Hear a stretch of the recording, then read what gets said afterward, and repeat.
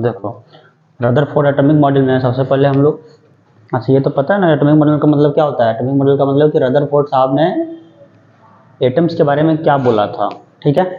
तो सबसे पहले उसने क्या क्या इंस्ट्रूमेंट यूज किया था उसको देखो। यहाँ पर उसने सबसे पहले क्या लिया था, अल्फा पार्टिकल का सोर्स लिया था। क्या लिया था, अल्फा पार्टिकल का सोर्स लिया था। सोर्स ऑफ अल्फा पार्टिकल्स है ये।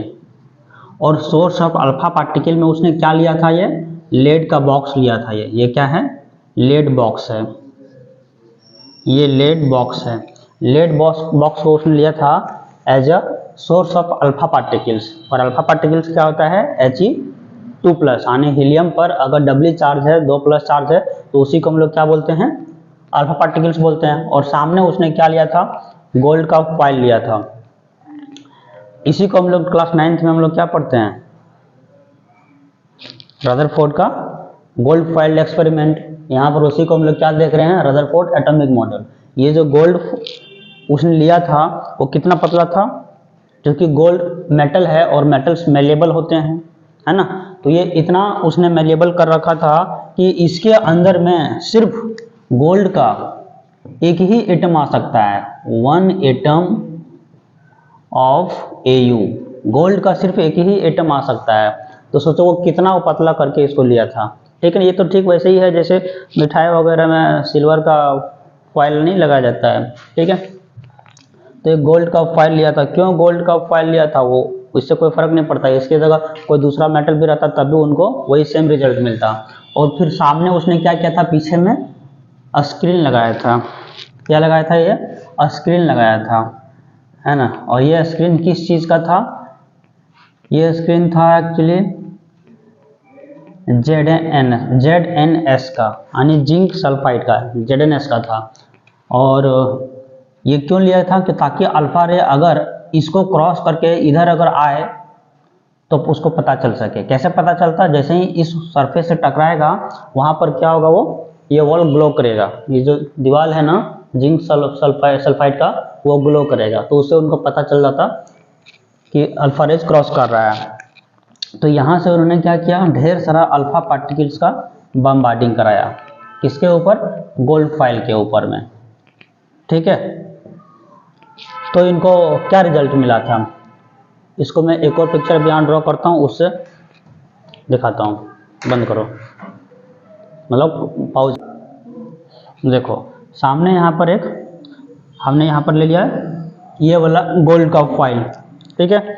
गोल्ड फॉइल लिया और यहाँ से ढेर सारा अल्फा पार्टिकल्स का उसने जब बम्बार्डिंग कराया तो क्या हुआ कि अधिकतर अल्फा पार्टिकल्स जो हैं वो इससे क्रॉस कर गए। अधिकतर अल्फा पार्टिकल्स जो हैं वो, ये बीच वाला को छोड़ के, है ना, अधिकतर अल्फा पार्टिकल्स क्रॉस कर गया। थोड़ा साइज बढ़ा लेना चाहिए था मुझे, बट एनीवेज।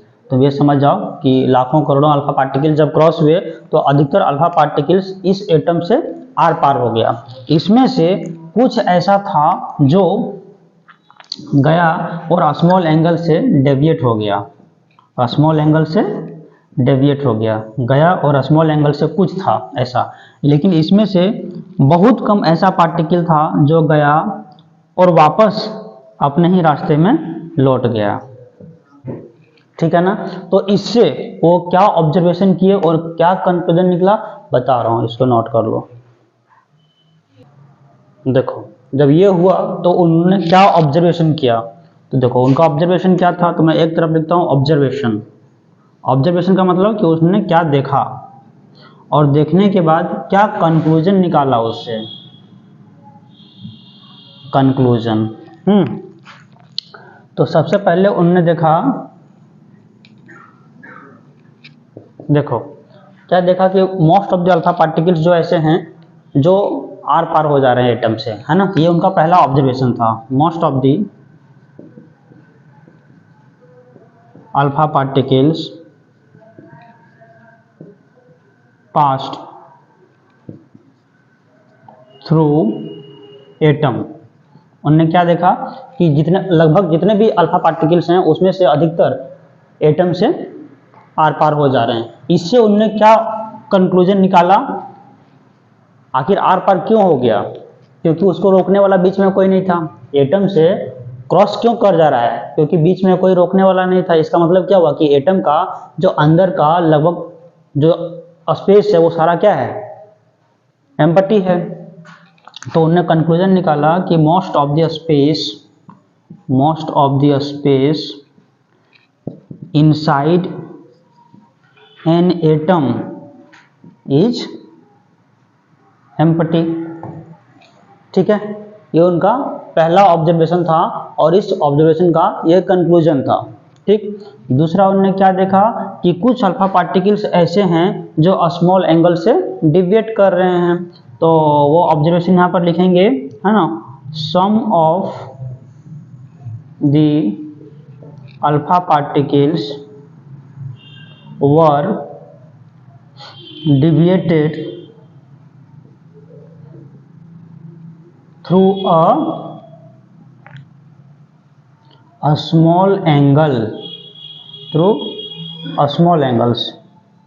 ठीक है, कुछ ऐसे थे जो स्मॉल एंगल से डिविएट कर जा रहे थे। इसका मतलब क्या हुआ कि सामने उसको कोई रोकने वाला था। कौन? वो कोई चार्ज हो सकता है, या तो पॉजिटिव या तो नेगेटिव। तो यहाँ पर उन्होंने कंक्लूजन क्या दिया इससे, इस ऑब्जर्वेशन से उन्होंने कंक्लूजन दिया कि एन एटम हैज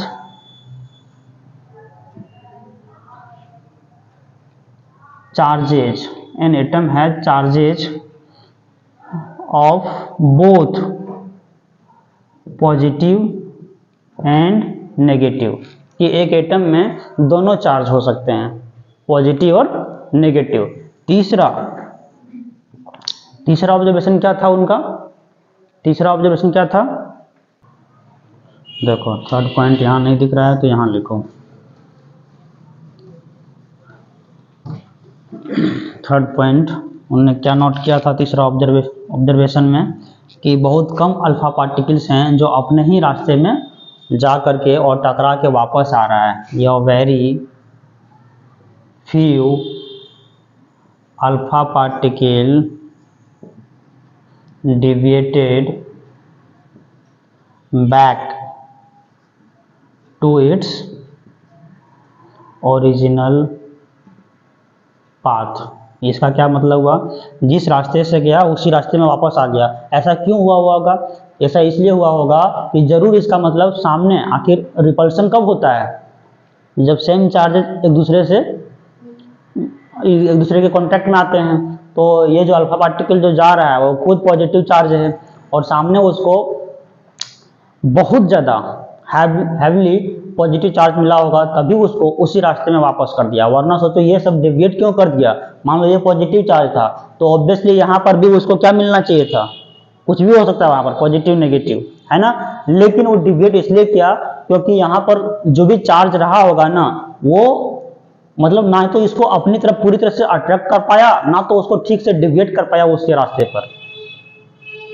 समझ रही है? जबकि यहाँ पर इतना स्ट्रॉन्ग पॉजिटिव चार्ज उसको मिला है कि उसको उसी रास्ते में वापस कर दिया। यानी इसी पार्ट को उसने क्या कहा? न्यूक्लियस, कि यहीं पर सारा एक एटम का जो भी पॉजिटिव चार्ज है वो सब यहीं पर है ना। और ये डिविएशन क्यों हो रहा है? क्योंकि उसको इलेक्ट्रॉन मिला था जो ठीक से उसको क्या किया? अट्रैक्ट नहीं कर पाया। तो ये क्या कर गया? स्मॉल एंगल से डिविएट कर गया था। तो एनीवेज, थर्ड पॉइंट हमारा क्या है? Very few alpha particles deviated back to its original path. तो इससे उन्होंने कंक्लूजन दिया, क्या कंक्लूजन दिया? कि most of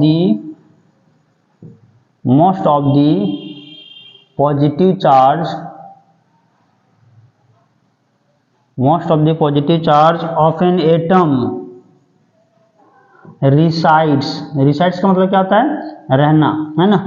of an atom resides कहाँ? In the centre of the atom.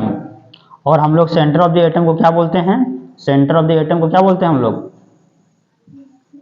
Nucleus. ठीक है, देखो उनका ऑब्जर्वेशन और कंक्लूजन से हमें क्या पता चला कि size of nucleus is very small as compare to the atom. Nucleus की जो साइज होती है वो काफ़ी छोटी होती है किसी एटम से। कैसे? देखो हमको क्या कैसे पता चला था ये बात, क्योंकि बहुत कम अल्फा पार्टिकल था जो अपने रास्ते में ही वापस आ गया था, तो उनको पता चला, उन्होंने इससे क्या क्या कंक्लूजन निकाला था कि एक एटम के अंदर में जो पॉजिटिव चार्ज होता है ना, वो सारा पॉजिटिव चार्ज इसका मतलब यहीं पर है, स्ट्रॉन्ग पॉजिटिव चार्ज है, तभी इसको उसी रास्ते में डिविएट कर दे रहा है, बैक कर दे रहा है। तो उनको पता चला कि ये, और ऑब्वियसली सेंटर पॉइंट को हम लोग क्या बोलते हैं, किसी भी ऑब्जेक्ट के सेंटर पॉइंट को हम लोग क्या बोलते हैं, न्यूक्लियस बोलते हैं। तो उन्होंने देखा कि साइज ऑफ न्यूक्लियस जो है वो किसी भी एटम से क्या होता है, कंपैरेटिवली काफी छोटा होता है। बता रहा हूँ कितना छोटा होता है। फिर आगे, electrons revolve around the nucleus eight a very high speed in circular path, जिसको क्या बोला जाता है, ऑर्बिट। तो हाई स्पीड में मूव कर रहा है, ये उन्होंने बताया था, तभी इसको क्या कर रहा है, ठीक से वो अट्रैक्ट नहीं कर पा रहा है और इसको डिविएट कर दे रहा है। तीसरा पॉइंट, टोटल पॉजिटिव चार्ज और total negative charge makes an atom neutral as a whole. ये तो पहले से उन्होंने बता दिया था। किसने? थॉमसन मॉडल ने भी ये बात बताया था कि एक एटम के अंदर में पॉजिटिव चार्ज और नेगेटिव चार्ज दोनों इक्वल होते हैं और इलेक्ट्रिकली न्यूट्रल होता है एक एटम। वही सेम बात इनने भी कहा था। तो इनने बहुत अच्छा बात बोला था, लेकिन गलत सिर्फ ये वाला बात बोला था, है ना। कौन वाला बात? ये वाला बात। इसकी वजह से, मतलब इसकी स्टेबिलिटी वो नहीं बता पाया था, जिसकी वजह से इनका मॉडल फेल हो गया था। तो अभी तक सारा बात सही था, अभी इतना लिखो, इसके बाद हम लोग इसका ड्रॉबैक देखते हैं, ठीक है। अब जो ये बात है कि size of nucleus is very small as compare to atom, किसी एक एटम का अगर बात करो तो उसके अंदर जो न्यूक्लियस होगी उसकी साइज काफी छोटी थी। कितनी छोटी होती है? देखो अभी सब याद रखना, आर ए का मतलब क्या हो गया, इसको लोग क्या पढ़ोगी, रेडियस ऑफ एटम, है ना। रेडियस का मतलब क्या होता है कि सेंटर से लेकर के, अगर मान लो सर्कल है, सेंटर से लेकर के किसी भी किनारे तक का जो डिस्टेंस होता है ना, हिंदी में उसको शायद त्रिज्या या कुछ बोलते हैं। तो रेडियस ऑफ एटम क्या होती है, 10⁻⁻10 मीटर, क्योंकि सर हर एलिमेंट का साइज अलग अलग होता है, तो फिर हर एटम का रेडियस ऐसा फिक्स कैसे? ये एवरेज है, किसी का भी एटम का एक एवरेज वैल्यू है, ठीक है ना, ये फिक्स नहीं है, एक एवरेज वैल्यू है। तो अगर मान लो किसी एटम का रेडियस इतना है, तो किसी न्यूक्लियस का, यानी जिसकी तुम इस रेडियस निकालोगे, उसी के वो जिस एटम की निकालोगे उसी एटम के न्यूक्लियस का रेडियस निकालोगे ना, तो वो तुम्हें कितना लेना पड़ेगा, 10⁻⁻15 मीटर। अगर इसको सेंटीमीटर में कन्वर्ट करोगे तो कितना हो जाएगा, 10⁻⁻, इसको हम लोग सेंटीमीटर में अगर लिखना रहेगा ना तो कितना, -8 सेंटीमीटर। ये कितना हो जाएगा, 10⁻13 सेंटीमीटर, हाँ 13 सेंटीमीटर। तो अब देखो किसी एटम का रेडियस होता है 10⁻10 मीटर और न्यूक्लियस का रेडियस होता है 10⁻15 मीटर। तो बताओ साइज किसका बड़ा हुआ? इसकी साइज बड़ी है, इसकी साइज काफी छोटी है। कितनी छोटी है?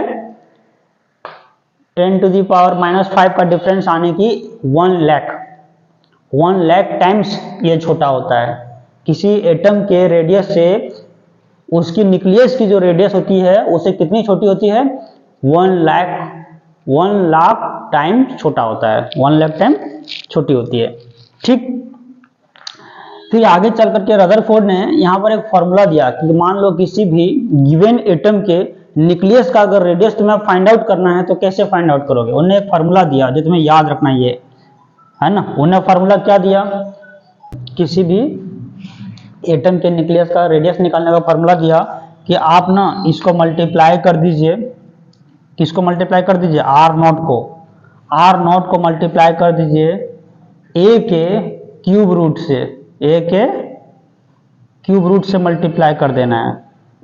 आर नॉट को मल्टीप्लाई कर देना है ए के क्यूब रूट से, तो आपको किसी भी न्यूक्लियस का रेडियस पता चल जाएगा। लेकिन अब यहाँ पर ये आर नॉट क्या है, तो देखो ये आर नॉट ना कांस्टेंट होता है। ये क्या होता है, कांस्टेंट। कांस्टेंट का मतलब जिसकी वैल्यू फिक्स्ड हो, जिसकी वैल्यू फिक्स्ड हो, और इसकी वैल्यू कितनी होती है, 1.33 इंटू 10⁻⁻13 सेंटीमीटर, ठीक है। और ये जो हमारा है ना, ये हमारा क्या होता है, मास नंबर होता है। ये हमारा मास नंबर है किसका, ऑफ गिवन एटम का, जिस एटम की वो बात कर रहा है, मान लो हाइड्रोजन की बात कर रहा है तो उसका मास नंबर 1, हीलियम की बात कर रहा है तो उसका मास नंबर तुम कौन से करोगे 4, जो भी मास नंबर है, तो R0 को जो एटम दिया हुआ है उसके मास नंबर से मल्टीप्लाई कर दोगे और फिर उसका क्यूब रूट निकाला जाएगा, तो क्या निकल जाएगा, उस न्यूक्लियस का रेडियस निकल जाएगा। ये बहुत इंपॉर्टेंट है।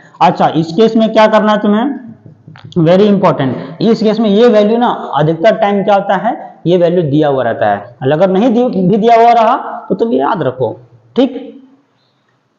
देखो इसका ड्रॉबैक, देखो इसका ड्रॉबैक क्या वजह थी कि रदरफोर्ड का मॉडल रिजेक्ट हो गया।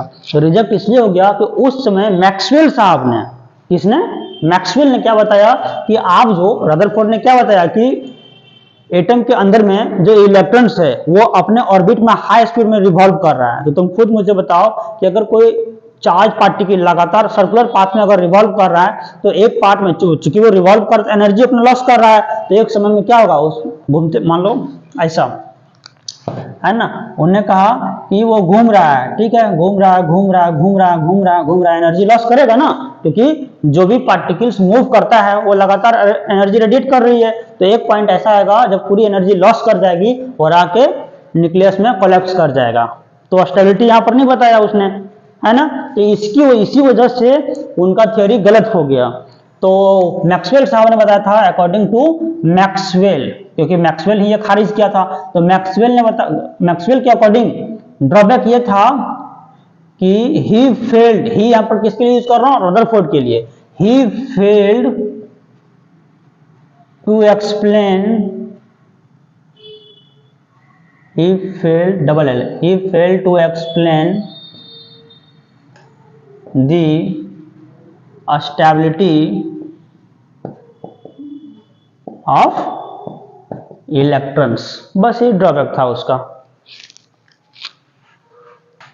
इसके पहले हम लोग जो पढ़े थे थॉमसन एटॉमिक मॉडल, वो क्यों फेल हुआ था, क्योंकि थॉमसन साहब एटम की ही स्टेबिलिटी नहीं बता पाया था। और रदरफोर्ड साहब का क्यों फेल हुआ, क्योंकि ये इलेक्ट्रॉन की स्टेबिलिटी नहीं बता पाया।